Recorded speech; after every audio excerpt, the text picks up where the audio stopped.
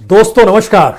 दोस्तों, दुनिया के सबसे बड़े लोकतांत्रिक देश की विडंबना यह हो चली है कि इस देश के भीतर में तकरीबन 20 करोड़ लोगों को संभाले हुए एक समुदाय को या तो हाशिए पर ढकेल दिया जाए या फिर उसे मुख्यधारा में लाकर यह कहकर खड़ा कर दिया जाए कि तुम खामोश रहो।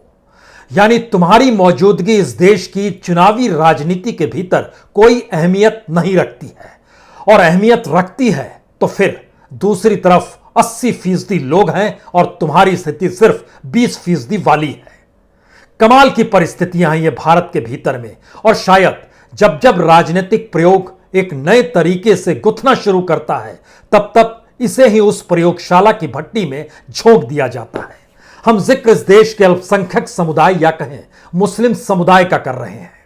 तकरीबन 20 करोड़ की जनसंख्या, लेकिन आज भी उनके सामने सबसे बड़ा सवाल यही है, अगर एक भी शब्द राजनीतिक तौर पर उनकी जुबान से निकले तो इस देश के भीतर में सियासत उनसे दूर हो जाएगी। और अगर वो खुले तौर पर इस देश की सियासत में हिस्सा लेने के लिए आगे बढ़े तो फिर यकीन जानिए जो हाशिए पर पड़ा हुआ यह तबका है वह कहीं और दरकिनार कर दिया जाएगा। यानी दुनिया के किसी भी देश में ऐसी परिस्थिति आपको देखने को कतई नहीं मिलेगी जहां इतनी बड़ी संख्या में एक समुदाय की मौजूदगी धर्म के साथ इस देश के भीतर में ऐसी सियासी लकीर खींचती है जिसके इस पार या उस पार इस देश की राजनीति को खड़े होना पड़ता है। और शायद 2024 आते आते उससे पहले सबसे बड़ी चुनावी प्रयोगशाला के तौर पर उत्तर प्रदेश है। इसी उत्तर प्रदेश को लेकर जो भी बिसात बिछ रही है उस बिसात के भीतर का ताना बाना वही हिंदुत्व की प्रयोगशाला है जिसमें या कहीं जिसका एसिड टेस्ट इस देश के भीतर और उत्तर प्रदेश के भीतर मुसलमानों के नाम पर ही होना है। यानी बीजेपी अपने तौर पर इस देश की सियासत में सीधे तौर पर मुस्लिमों के खिलाफ खड़ी होती है और दूसरे राजनीतिक दल मुस्लिमों के हित को लेकर कुछ बोल नहीं पाते हैं। यानी एक तरफ खामोशी है और दूसरी तरफ खुले तौर पर विरोध में खड़े होने का ऐलान है। और सियासत का यह ताना बाना कुछ इस तरीके से है कि बीजेपी खुद को हिंदूवादी पार्टी कहने से कतराती नहीं है, और दूसरे तमाम राजनीतिक दल जो खामोश रह जाते हैं वह खुद को हिंदूवादी बताने की जद्दोजहद में खो जाते हैं।